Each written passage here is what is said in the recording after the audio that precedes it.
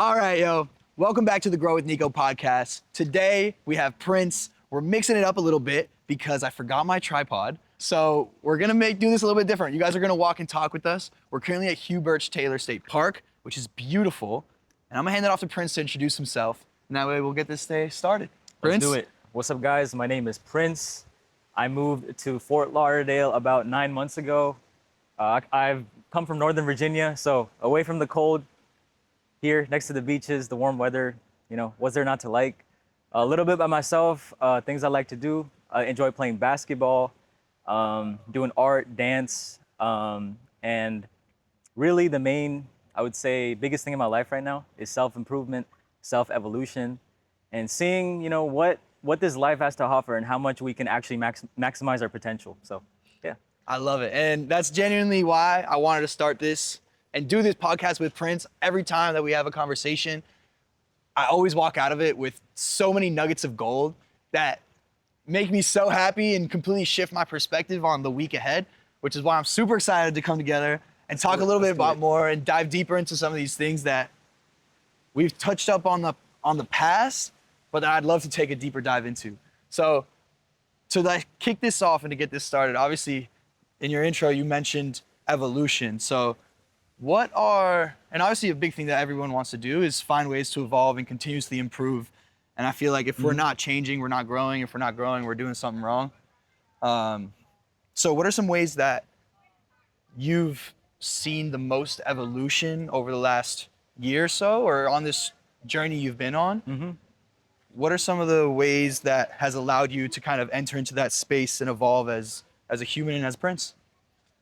Great freaking question. I would say self-evolution starts with self-awareness, because, a lot of what we do every day is habitual. A lot of it is from the subconscious. Our subconscious drives, I would say like 80%, I don't know the exact, don't quote me on it, but like most of our day-to-day activities is ruled by our subconscious, our habits, our programming, everything that was fed into us since we were born. So understanding that, being able to be more aware that, every day, these are the things I need to do. And then, the more you're aware of the things you do, the more you can start your self-evolution journey, because then you're more mindful of your habits, what your vices are, what your distractions are. And the more you understand that, you can then take a step back, you can sit with yourself, you can understand, this is how my mind works right now. And this is how I have to rewire it, right? So it starts with that, self-awareness, more mindfulness, so you can make a better schedule for yourself. And then I think that's where it starts, right? So I would say that's really what I started doing, sitting with myself, meditating more, understanding my mind more, and then understanding my bad habits and understanding how I can replace those bad habits with good habits. So that's really how it all started. 1000%. And when trying to, I think that word you use, essentially building a schedule, is one of the most important things when it comes to evolution, because just like you said, you kind of need to take note of all your bad habits and finding ones that can replace it but have very similar or positive outcomes. That way it allows for you to still get the same feeling that you're aiming to get out of that bad habit, but with a positive reinforcement behind it. So like for me recently, I always really struggled to wake up in the mornings. And the first thing I'll do normally is wake up, grab caffeine, and that's the first thing. And then I realized how difficult it was for me to stay energized throughout the day. Yeah. And I quickly wanted to shift that to now every morning when I wake up even earlier than I normally would. And the first thing I do is I go outside, take a lap walking, breathe some fresh air. And by the time that I get back into the apartment, I feel up, I feel alive, I feel energized. Yeah. And I notice my energy levels throughout the day is completely shifted, that now I'm not feeling tired I'm not crashing off this caffeine. I'm not feeling so down on energy all the time, which is really aligned with something you mentioned in the past of movement is medicine. Yes. Which has been such a cool concept for me, because I feel like all my life, if I had an issue, movement was probably one of the last things I'd do, right? First thing I'd do is try and go find a solution, an external solution that I can go buy at the store, this, that, or the other. So what are some ways that you've found yourself having movement as medicine, and what are some ways you'd recommend people to kind of try out? Movement as medicine, man, it's honestly as simple as it sounds. Like, we're physical beings and we're operating in a physical reality, right? We're also operating in a spiritual reality, right? But we're not going to get there yet. But to our naked eye, we're operating in a physical reality where we have to navigate this earth through our physical bodies, right? So the less we rely on technology and the more we rely on our physical bodies, I think that is key. So, you know, it's really that simple. So get out there, like walk every day, like have fitness goals, like get stronger, get more flexible. Because I promise you, the more fit and flexible you become, it's gonna change everything. It's not only for your body, it's for your mind as well, right? It's going to, one, give you more energy. It's going to make navigating the world way more fun. Like, who wouldn't want to just go out, run like a horse, you know, climb like a monkey? Yeah. Like, it just makes life way more chill, man. And I find beauty in that. And I feel like back in the day when we were hunter and gatherers, you know, those are the skills that we needed to rely on to be able to survive. So why not cultivate those skills in today's world, despite the technology we have? And I think it's really tough to get into that habit of getting outside and doing these things when we're so accustomed. For me, a really big thing was when I first moved into my apartment, the first thing I did is I was like, yo, I need a huge TV screen. And there are so many times, I got a 75-inch, I was super excited about it, I'm so hyped, we always use it to watch movies and everything, but I found myself just getting stuck into this loop of every night when I come home, I would get home, eat, make dinner, watch a movie, and go to bed. Yeah. And it's just, it feels almost like a trap. Like I'm getting stuck inside this cycle of constantly being on a screen, whether it's at work or it's at home. So we crave pleasure, right? As physical beings with the physical body, we crave pleasure, specifically dopamine. And all apps out there, all technology, essentially since the internet, right? These programs, these applications, these smartphones, these TVs, basically anything digital, it's hijacking our brain, it's hijacking our reward system. So when it's so easily accessible now, and it gives us that sense of pleasure, it releases that dopamine, people don't want to do anything else. Like they disregard their physical health, mental health, spiritual health, and then they just want to be hooked onto their phones, right? You know, like people say doom scrolling for a reason. Because you're just sitting there, your brain is hooked, and you get nothing done. Hours go by, you get nothing done. So again, it goes back to self-awareness, right? If you want to catch that, you got to be more self-aware. Because the more self-aware you are, you realize, oh shit, I gotta stop this behavior. I gotta find a healthy replacement for this behavior that will give me pleasure in doing it, but also help my evolution in the process. Totally. And did you find yourself like in the past being stuck on your phone or doom scrolling or constantly being engulfed in it? Absolutely, man. Like, I wouldn't be here without making all the mistakes I've made. Like, I was plugged the hell in. Shout out, Buki. I was plugged the hell in, like, you know, so I was on TikTok, I was on Instagram, I was watching movies, I was binging Netflix shows, right? And I knew something was wrong, but because I didn't sit with myself and understand what my habits were, what I was pulled through, understand like I'm craving this dopamine release. Like if you really don't sit with yourself and understand how you work, it's hard to pinpoint these things because again, you're being ruled by habits, you're being ruled by programming, you're being ruled by subconscious. And the word subconscious keeps coming up, so I'd love to dive deeper into it. Mm-hmm. For me, what is your definition of subconscious, first of all? And then I'll build off of that in a second. So my definition of subconscious is how we are wired, right? So it's hard to tangibly rewire ourselves when we are conscious, right? So we rely on our subconscious wiring, right? Or our programming. You can kind of think Yeah. of as subconscious as our programming. Everything we were fed, right? Since we were born. Everything our parents have taught us, all the experiences we went through, everything we were taught, all the foods we ate, all the adventures we had, all the things we learned in school, basically everything was a program that was fed into us, right? So Yeah. that wires us a certain way, that makes us do certain things, that makes us have certain habits, right? So that's what I mean by subconscious. And it's really hard to snap out of it unless you build your self-awareness.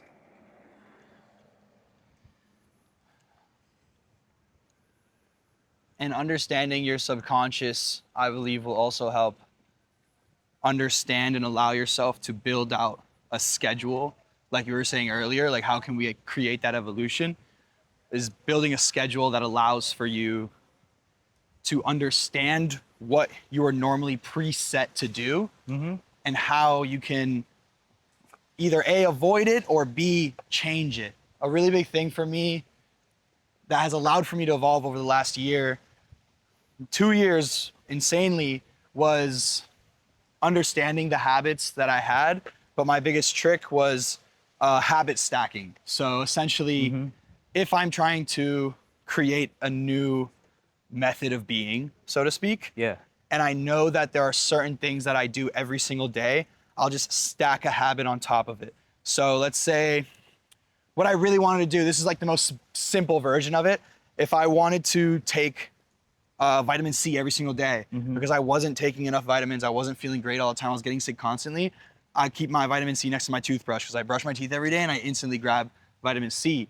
But now applying that more into life and the goals that I have, a really big thing that I wanted to focus on this year was definitely this, right?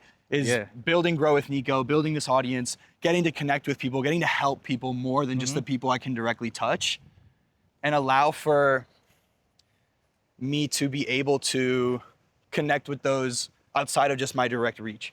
And the way I'm kind of forcing myself to do so is every morning, as soon as I wake up, the first thing I do is spend an hour or 2 hours, depending on what day it is, how much time I have, on building out whatever I may be working on for Grow with Nico, right? Yeah. So it's an instantaneous, like it's part of the schedule, it's part of the things that I need to get done, and I'm almost not forced to, but the time is dedicated to that, right? So it's wake up, go outside, get some fresh air, wake up, and then transition into building what could be my future, not just building for others. I find that there's so many times that we spend so much time out of our day working and building and just trying to exist to please others, but we don't do it enough for ourselves. And it always blows my mind that it's like, oh, one day I'm gonna do this, or one day I'm gonna do that, or oh, I wanna be my own boss, or this, that, and the other. But then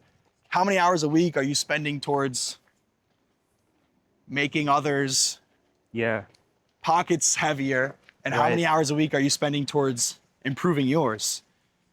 100%, man. I think one thing I really got out of that is motivation versus discipline. Yeah. Because when we have an idea, right, it gets us excited. We want to just like stop everything what we're doing and we want to get right into it, right? So we spend hours on it one day. We write down all our ideas. We plan for the future. We know exactly how we want it to play out. But once that motivation goes away, you know, we don't have that desire to go back into it. We don't have that urge to better ourselves, right? And then life takes over. All the different aspects of life makes us avoid the thing that we were really work, the thing that we were really passionate about in the moment. So I think that's where you mentioned stacking days, having a specific amount of time set up for yourself is huge, because if you give yourself that, then you're giving yourself a dedicated deep work time, right? Where you can do whatever it is you want, regardless of how you feel, because you know this is what you want. But when we aren't so driven by motivation and our temporary feelings of excitement, it's just something we do. It's just clockwork at the end of the day. So you just set that period of time for yourself for whatever it is you want to do, and just be disciplined with it. Just keep stacking days. No matter how little or how much you get done every single day, the fact that you're doing it every day, eventually you're going to break through. And that's the secret. 100%. And I think the point that you said of when inspiration hits, we're so excited to get things done. And that was something that was really big with me, and especially this platform that I'm trying to build, is I would get inspired to do something, and then I would spend the next 2-3 weeks, maybe the next 2-3 months, like really excited and building it out and doing all these things. Yeah. And then there was a point in time where it just shifted from the inspiration died down. I didn't have that same dedication to the craft. I wasn't putting in the time and effort. I was constantly thinking about it, but I wasn't executing on it. And that's where it just became a rut. And that's one of the big things that I wanted to evolve into this year and like ensure that I actually stick with is how can I stick with something even when that inspiration dies down? Even when I wake up and I don't feel like doing it, or there's nothing there to like drive me into it, how can I just continue to show up and be there, not just for my business, but honestly for myself, right? So, yeah, man, you nailed it. I would say that's what separates the top 1% of people to the remaining 99% of people, is because the top 1% of people, they don't rely on motivation. They don't give a shit about their feelings. They have a goal set and they give themselves time every single day to work on it, regardless of how they feel. And I think that's huge because, you know, we're all driven by our emotions, our feelings, and, you know, there's mental health. There's so many things that keep us down because of how much we feel, how deeply we feel about things. We're very complex beings, right?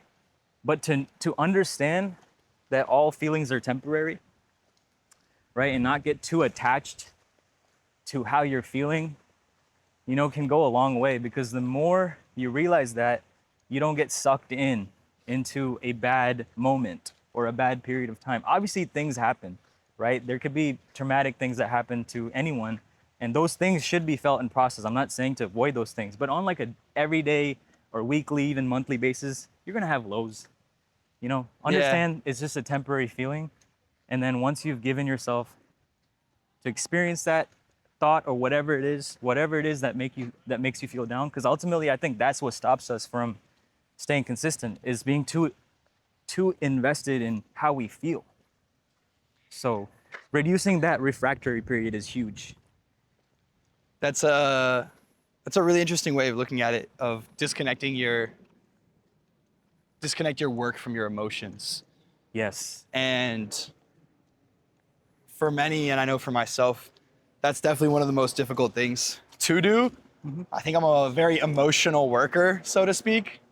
And if I'm in a rut, or if I'm in a bad place mentally, it's extremely difficult for me to get the work done that I need to do.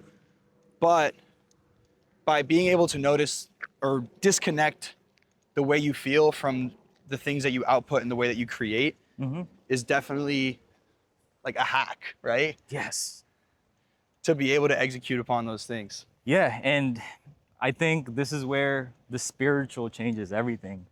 Because if you believe that you're beyond this body, right? If you believe that you are a part of what we call as God, or a higher power, or this infinite energy, right? If you believe that you are part of that, and you know that your body is just here to experience that infinite energy through, you know yourself, you keep reminding yourself that, oh, I'm just borrowing this body to do whatever it is I want.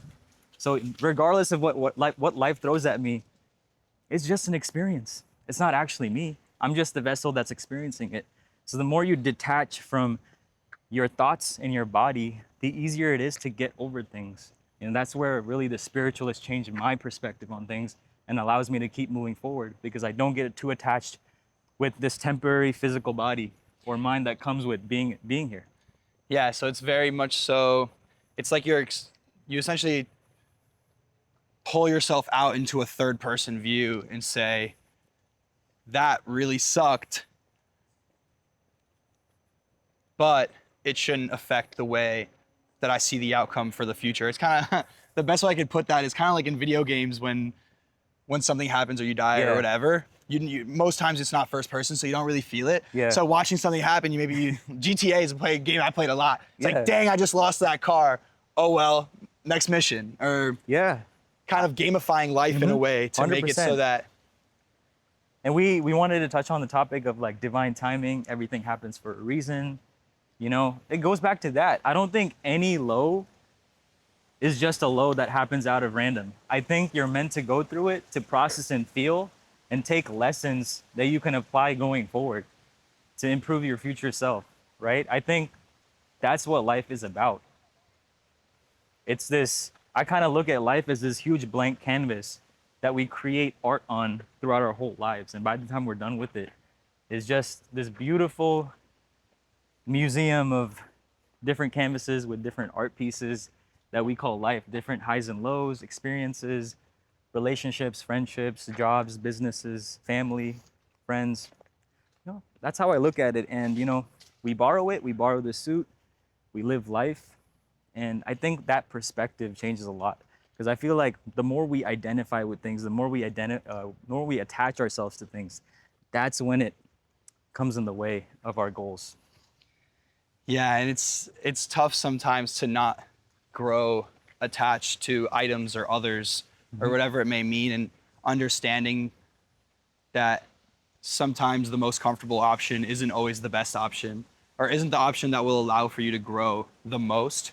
And I think most times in life, the most uncomfortable things that you have to do tend to be the ones where you evolve from, right? Like 100%, man. when you decide that this isn't the easiest option, this is gonna be difficult, but I know it's the right way to do it. It's how long after you've decided that do you actually take charge and make the change? Yeah, it's, I can give you an example. So considering I have a lot of dance experience, right? Yeah. When I initially started dancing, oh my gosh, my anxiety was shooting through the roof when I was about to have my first couple performances, right? I was like, oh my goodness, like, I don't know how I'm gonna do it. Like, what if I forget the steps? What if I crumble in front of all the people that are watching? But all that fear is just your body protecting you, right? And what's on the opposite side of that fear is complete freedom.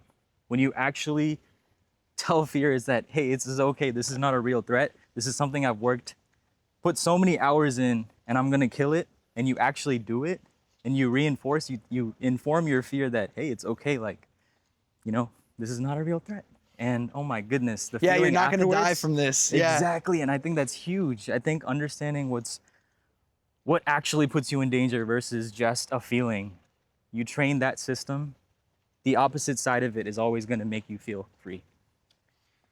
Which dives deeper into our conversation we had about permission and how many times in life we give permission to other things or other people without giving ourselves the permission to experience those things on our own. This literally came up through a conversation we were having about dancing. Yes. How many people can find that they are granted the permission to dance and let themselves be free, maybe after they've had a few drinks, or after they've gone out and they're in this like specific space where they get to, or a specific environment where they get to like let loose. Yeah. Whereas it shouldn't be us giving permission to a specific environment or a specific drink of choice. It should be giving ourselves the permission to let loose and be free and connect with yourself and just let your body move. And I think that is actually one of the biggest things for me, where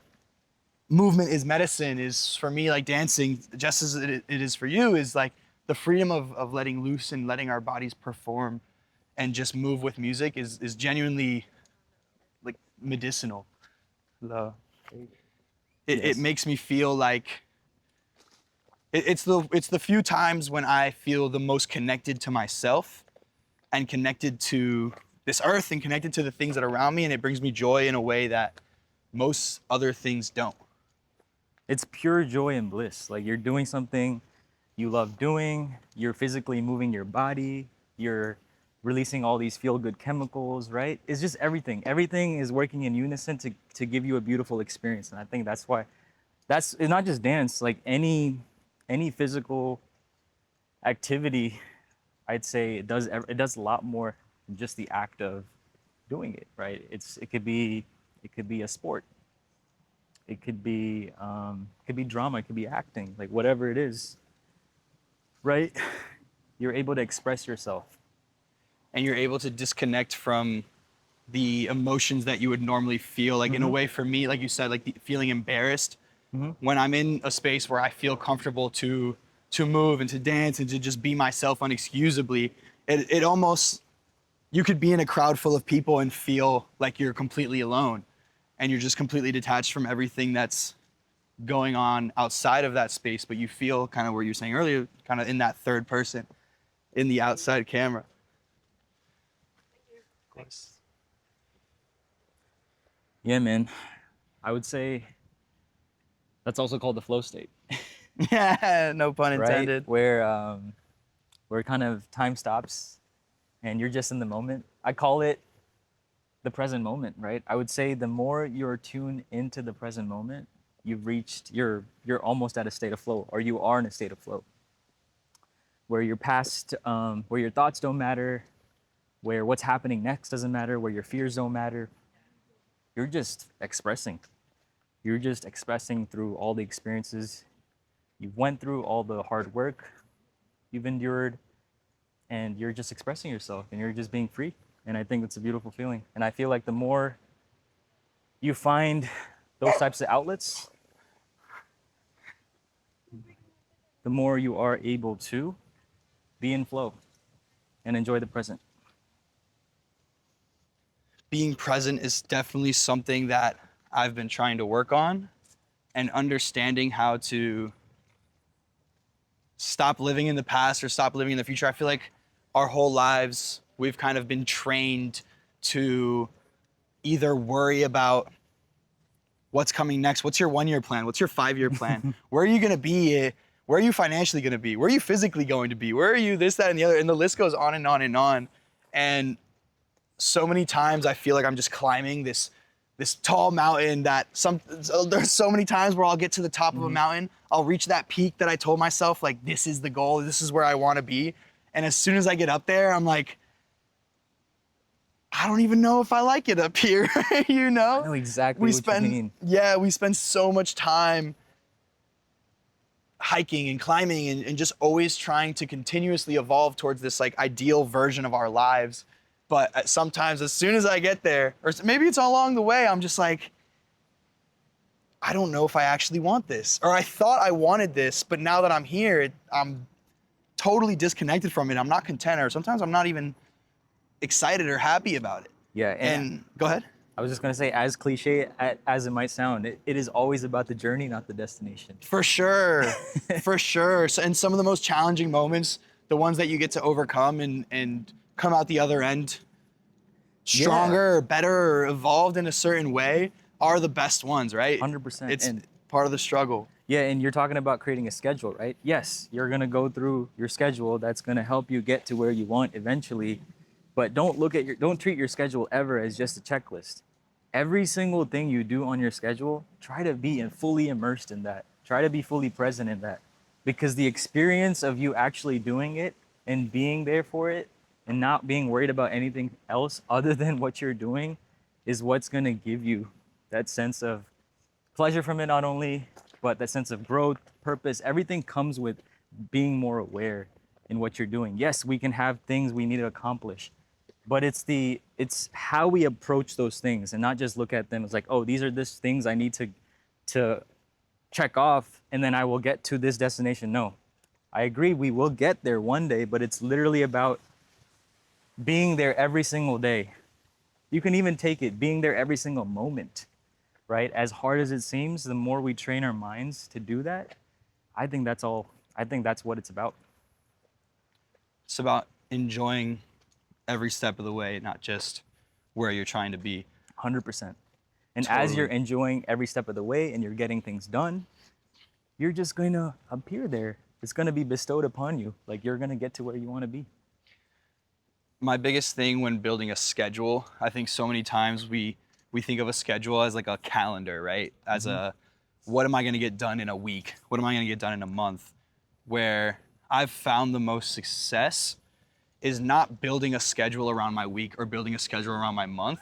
It's building a schedule around my day. Yes. Like, what is tomorrow going, or what is today going to look like? And whatever it's not in the monthly actions or the weekly actions, it's in the daily actions where you'll truly find progression.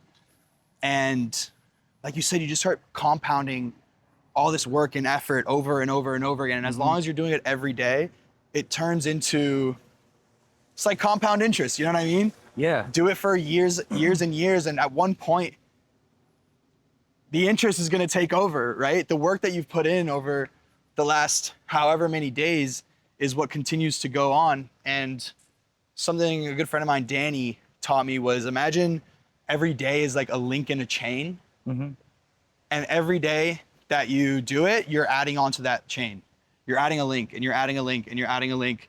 And the day, if you miss even one day, now that chain is over. You know, there's no putting it back together, so to speak. Yeah. There's no other chain that can magically tie the knot. Which was really cool way of thinking about it, because I also find that once the chain is broken, once there's a day that goes by that it no longer is a part of that day's task, it's so easy, it's so much easier to spend another day where you don't focus on it or you don't achieve that said goal, because it kind of becomes the norm in a way. And it feels sometimes like you're being left behind your goals in a sense. Yeah, hell yeah. Let's post up. Let's post up. We found a lovely bench. Yes. Okay, we had a few more topics we wanted to cover, which I think this tree is gonna be the perfect spot to talk about growth and the way that we transform ourselves, but how do we decide to grow, in which direction we decide to grow, so to speak. Has there been any areas of your life recently that you've wanted to evolve or change, or maybe not change, but just improve in general? Yeah, I think that's huge. I think it's not always about doing new things. It's about changing the way we do things we already do. So like sleep hygiene is a big one. That's something we talked about earlier, right? Just having that schedule where you go to bed on this time, you wake up on this time, you have that morning ritual. I think that's huge because one, you're getting the rest that you need. And then in the morning, if you're up with the sun is gonna reset your rhythm, your circadian rhythm specifically. And then what I like to do nowadays is actually ground in the morning. So whenever I can, I go to the beach and I put my feet in the sand and I just stand there and I try to be still. I look at the waves and it's a beautiful feeling because I can genuinely feel the Earth's frequency increasing mine. Like it's helping me lift mine. Like it's on an energetic level, it's actually helping me feel better, right? And to be able to do that every morning, it's literally a cheat code. I don't drink coffee. I don't take any supplements. I just rely on nature and good food and good sleep. Like, man, if you could do those things, like you're setting yourself up to be consistent every day. Right? It's about the simple things. You don't have to reinvent something completely new to do. Just the most basic things, the basic needs. If the basic needs are met in the most optimal way, that's gonna set yourself up so much better to accomplish any goal you want. That was very well said. And I think that there's so many times, kind of touching, like just like we said earlier, people are always trying to find the like magic solution, right, to their issue. They're always trying to find like the one pill that'll make them feel better, or the one this, the one that, but then they don't focus on what are the basics, right? Like what food are you consuming? Yes. What are you How putting many into your hours of body? sleep are you getting every night? Yes. And everyone's always just trying to find the shortcut in a way to feeling better without focusing on doing the bare minimum. Or not the bare minimum, but Take this tree, for example. This wasn't built from shortcuts. This was built probably over a course of 100 years, man. and this tree's insane. It is. I was sitting here looking It looks at like it. that tree from Avatar.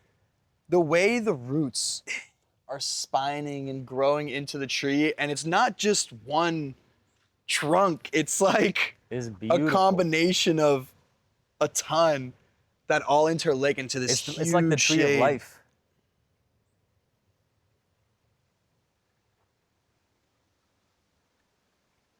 It is pretty insane. If you guys live in Florida and you haven't been to Hugh Taylor Birch State Park, I highly recommend you come check it out. It's connected to the beach, which we should walk over to now. That way we can actually show them where you're going to ground. Do you do that every morning, or how often do you do that? Yes. So as much as I stack your days, do everything you need to be doing every day. I'm not perfect, man. I'm Yeah, just for like sure. everyone else. I acknowledge that, right? So, and it's one of those things where you know what you need to do, but it's so difficult because you're trying to overcome your default programming, and that's what I'm working on, right? So I try to go as much as I can. Obviously, life happens. Sometimes there's a late night. Sometimes there's not enough rest, so I sleep in. But I try to go as much as I can, right? And I think waking up around sunrise is optimal. I think following the sun is optimal for everyone, because I don't think we're nocturnal beings. Yeah. You know, I think we're meant to wake up with the sun, and that's how we start our days. So I definitely had a nocturnal phase, and let me tell you, that was definitely the least productive, or I don't want to say not enjoyable, but my mood was always on a constant fluctuation that felt uncontrollable in a sense. Like one day would be the best day ever and the next day would be horrible, and I could never pinpoint why. But then I was getting like 4 hours of sleep. Like, look, obviously hindsight's always 20/20, right? I wasn't eating great food. I wasn't getting the right amount of sleep. yeah, man. It's because in the moment, you know what's good for us. But then we seek pleasure. We seek being on our phones. We seek watching one more episode on Netflix. You know, we seek, oh, what am I gonna do tomorrow? I'm gonna plan my whole life, what the next 5 years looks like. We do everything we want, and we procrastinate on the things we need to do to reset for the next day. Like every day resets, and we forget that. Like we get a fresh 24 hours. So why not take the first 8 hours to re-energize and set us up for the best next day and keep doing that every day? But you know, again, that goes back to self-awareness and understanding that, oh, I have the urge to do something, to do everything but get some rest now. But I must get some rest because I know what's good for me, and I'm not gonna rely on my urges or my vices or my distractions, right? So I think that's the theme. It's going back to being more self-aware, creating more mindfulness, to understand how you operate, so then you can create a schedule for you on how to best evolve. For someone who's struggling with their vices, is there any systems that you've put in place that have helped you in the past with maybe getting out of a certain loop that you were experiencing? Yeah, so a lot of people say go cold turkey. And I would say there is a benefit to it, because you say, I'm going cold turkey. You're basically telling your body and your mind that I don't do this anymore. So you're literally rewiring yourself. Like, I don't do this habit anymore, so I'm no longer going to do it, rather than doing it less and less and less and less over time, and then eventually to the point where you're not doing it, right? But that's only that approach only goes halfway. And what I mean by that is the other half is, okay, you're quitting something, but what are you replacing it with? Yeah. You have to replace a bad habit with a good habit. And I think that is the best way to get over something, right? So For example, if you're on TikTok or social media or whatever, and you're just scrolling, let's say you're scrolling for like 2 hours a day.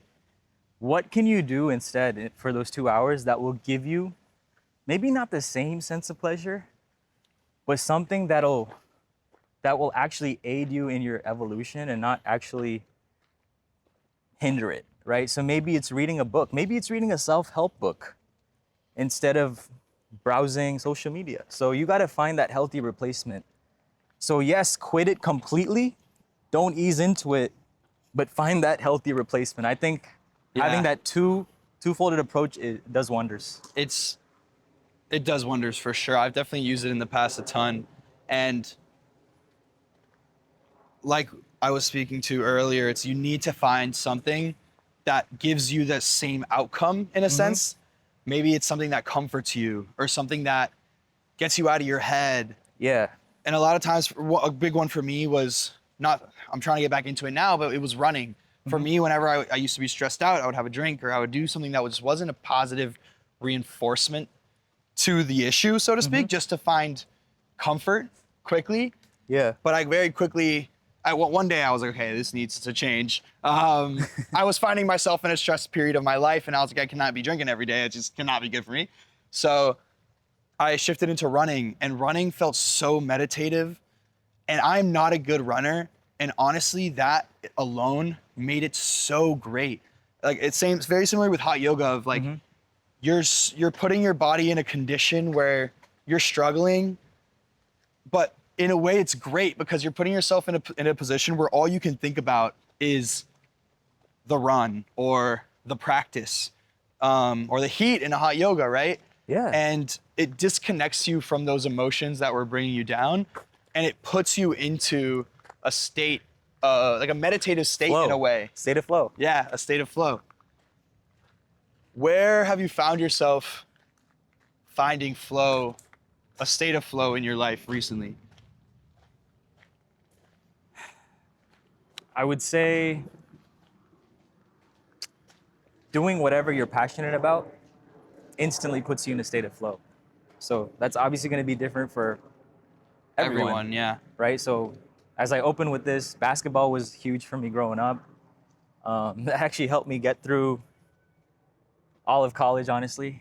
Like every day after classes, I would go to the gym, play pickup. Literally everything else in my mind would cease to exist. I'm just focused on scoring, passing the ball, trying to win the game. And oh my gosh, I didn't even know I was in the flow state, but I was. And looking back, this was before I did any spiritual practices like meditation and breath work and grounding. I was putting myself in that state without even knowing, but now I put myself in those states through more spiritual practices such as meditation and breath work. And like I said, going to the beach, even dance can be a meditative experience. Anything can be a meditative experience as long as you're present with it. As long as you're fixated on being here and not worrying about any of the thoughts that are in your mind. If whatever it is you're doing and you're literally able to shut off your mind from thinking, you're in a state of flow. So What practice have you used recently to become present? Because I find, at least for myself, there are many times when I'll get to a state where I'm being present, but I don't know how I got there. And I'm like, wow, this is really nice. Like it's genuinely, it's crazy to feel, but like sometimes I'll just be sitting there, whether I'm working or I'm at home or I'm doing something and I'm off my phone and I'm just like, this moment is beautiful. And it's something that I've been trying to lean more into, is just being more aware and cognizant of my surroundings and practicing gratitude for being where I am and with who I am, right? Like the environment, but also the people that I'm with. And I just want to know if there's any ways that you've found that help you get to that point of being present and disconnecting from absolutely everything else that's going on. Absolutely. So we both live in flow. You know, flow is all about wellness, community, self-improvement. I run a weekly breathwork and cold plunge class on Sunday mornings called Sunday Reset. And it's a beautiful experience because I think breath work does that for me specifically. And I'll tell you why, right? Because when we try to meditate, it's so difficult, right? For good reason, because our mind is just racing. There's just thoughts going all over, and we want to do everything but just sit there and pay attention to ourselves. The difference with breath work is you're actively doing different breath exercises. You're doing different types of holds, retentions, breathing styles. So you're so fixated on the way you're breathing that it becomes fun, right? You're focused on something very active and very engaging to the mind and body.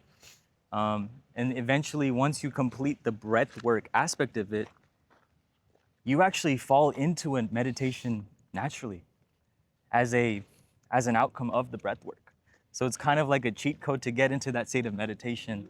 And then once you're in that state of meditation, you start to get into that state of flow. And the more you do it, you will more so feel that state of flow. And then now you add the cold, that just shocks your whole body, right? So the couple of things that happens is you slow down your central nervous system, right? You go from that fight or flight response to a safe, slow breathing, regulated, and secure feeling. So once you go from that state and then you shock your body again with the cold, because you did the practice, you're actually able to tolerate that shock response the cold gives to you. And the cold does so much for you. The cold, again, it wakes you up, it shocks your body, it slow releases dopamine throughout the rest of the day. It's like a shot of coffee for free, and those are some of the practices I do to keep me consistent, to get me into that state of flow, to energize me to start the day.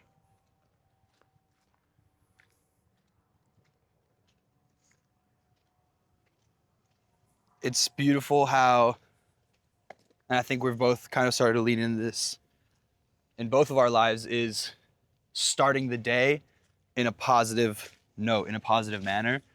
And the way that you set up your day is the way most of your day will probably be executed upon. So waking up and getting outside, or waking up and doing breath work and getting in the cold plunge, or for me, it's really going outside and going on a walk and just taking deep breaths of air before grabbing my phone or doing any of those other things. It just sets the bar for the day at a much higher rate, which allows for me to excel throughout instead of starting the day at a low point or drinking caffeine straight away and crashing. And before I even get into work, I'm already feeling tired.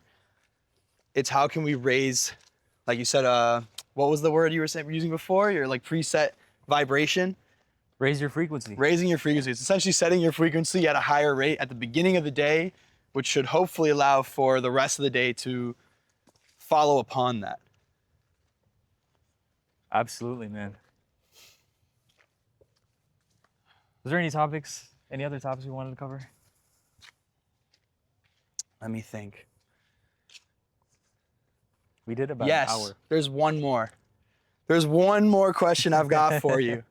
Let's hear it. And everybody gets this question. All right, I'm ready. So I'm very excited for it. What was your definition of success in the past? And what is your definition of success now? That's a beautiful question. I would say success in the past is how everyone else around me defined it. It's how society defined it for me. And I didn't look into myself to decide what that was for myself. And I'll go a little bit into that, right? Because I was always told, get a high-paying job, get married, have kids, have a family, travel the world. All those are beautiful things. Yeah. And I'm not saying I won't do any of those things, but I'm saying life is so much more than that. Just making a certain amount of money and, having a family. So like maybe in the past, that would what success looked like for me, right? Because that's the way I was raised. Mm-hmm. But now I look at it way differently. It's not about money. It's about energy for me, because I think everything is energy. And to me, if I'm vibrating at a high frequency, that's what success is for me. Every day, if I'm able to vibrate high and go through life and obviously have a job that provides for me, that I enjoy doing, and it gives me the ability to live my life a certain way, in a comfortable way, in a way where I could achieve any other goals I want. I view that as success now. It's more energy driven, it's more how I feel rather than tangible outcomes or materialistic things in the sense. So that'll be the main difference. I love it. It's not, the way I perceive it is you're no longer taking success as what others perceive success is for you. It's truly how you perceive it for yourself and how you feel throughout your day to day. Absolutely, man. That's beautiful. And with that, episode 5 of the Grow with Nico is concluded. Prince, I appreciate you for coming on. I hope you guys enjoyed this walk because I know I did. And I will see you guys Thanks for having me on. in the next one. In the next one, peace. Peace.